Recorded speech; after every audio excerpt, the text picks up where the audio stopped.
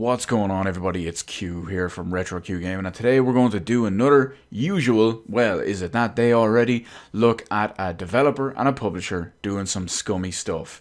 Now, what are we doing today? Well, we're going to look at something that was recently patched in to Doom Eternal by Bethesda. Now, before we go any further, I want to list off a couple of important notes here. One, I'm not able to verify this myself because I've had the game uninstalled for a while now before any of these patches or updates hit.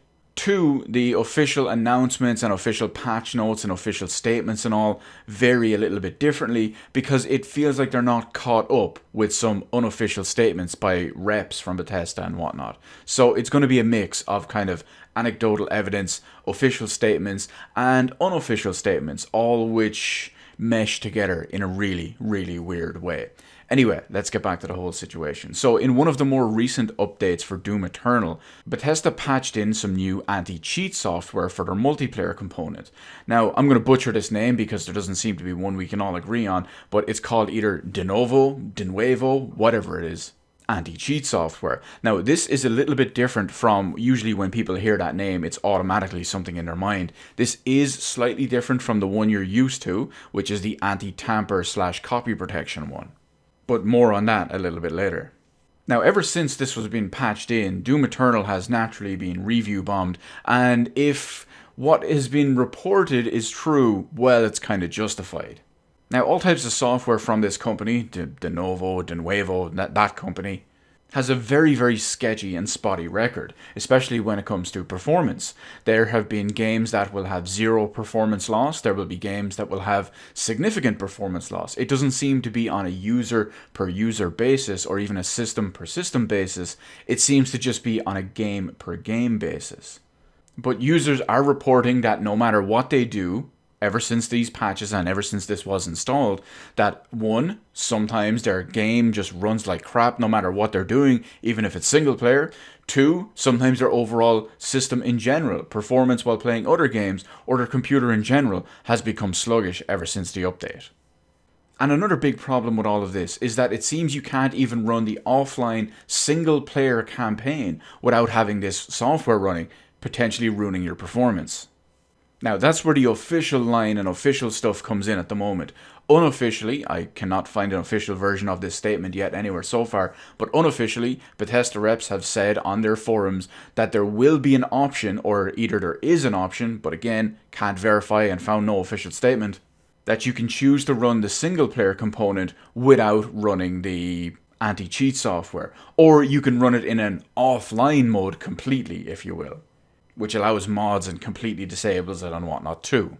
But all of this stuff we've talked about so far, which is a problem within itself of course, isn't even the biggest issue and the biggest problem with this whole situation. No, because the biggest problem and biggest issue can set a very dangerous precedent, and honestly, it's not even down to Bethesda to pioneer this kind of thing, if you will. There's another game very, very recently called Valorant, which has kind of been massively negative in the news because of all of this. Because both of these games, both Doom Eternal and Valorant, while they do use different versions of the software, they are both still installing kernel-level access to your computer in order to run their anti-cheat software, or depending on who you believe, what they're spying on. Now, to give you an idea of what this means, kernel-level access is something that not even users of their computer have. It's reserved for the deepest and highest level permissions of the operating system, or what the operating system will allow and can do. So in theory, in essence, any type of kernel-level software, or any type of kernel-level access, I'm not saying either of these two in particular, but in theory, they can do practically anything with your computer, or more specifically, they can let anyone else do practically whatever they want with your computer. And just to give you a great example of how this has been affecting people in the Valorant community, again, the Doom Eternal one is fairly new, so we're still getting news updates and whatnot on that too. But in the Valorant one, people's computers have even been overheating because of this. You might ask how, why? Why is it doing that? Just because of some type of kernel level access anti-cheat software?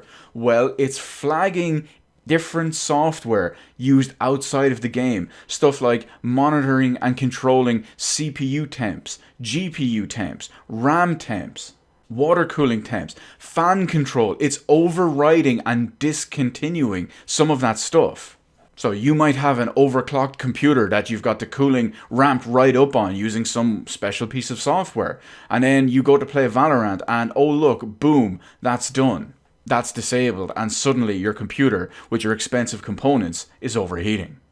Now I will say there is a slight difference between the Valorant version and the Doom Eternal version. The Doom Eternal version has only been found to run when you run the game, whereas the Valorant one boots up with Windows, which is a whole lot worse.